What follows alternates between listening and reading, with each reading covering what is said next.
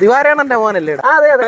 ദിവാരാണനും ഞാനും ഒക്കെ ഭയങ്കര കൂട്ടായിരുന്നു. നിന്നെ കൊണ്ട് കടയിലൊക്കെ വരുമ്പോ ദാ ഇത്ര ഉണ്ട് നീ പൊടി കേട്ട് വരും.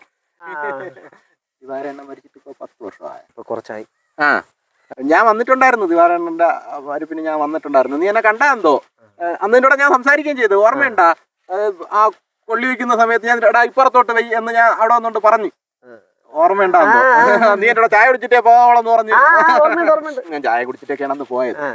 പണി വല്ലാക്കായാന്തോ? പണി ഇല്ല. ഓ, സർക്കാർ പണിയൊന്നും ആയില്ല? ഇല്ല, റാങ്ക് ലിസ്റ്റിലൊക്കെ ഉണ്ട്.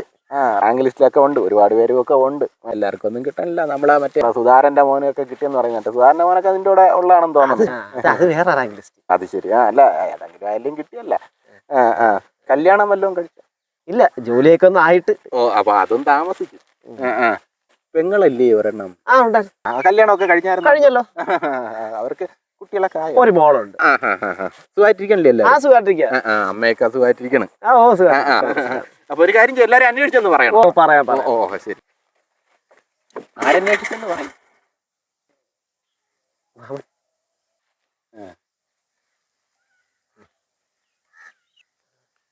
ഇത്ര നേരം സംസാരിച്ചോണ്ട് നിന്നിട്ട് ഞാൻ നിന്റെ മാമൻ. എടാ കൊച്ചച്ഛനാണ്. കൊച്ചച്ഛൻ അന്വേഷിച്ചെന്ന് പറയണം. ഓ, വെറുവാക്കലം കേട്ട ചെറുക്കൻ. ആ തന്തേക്കാലും മോശം.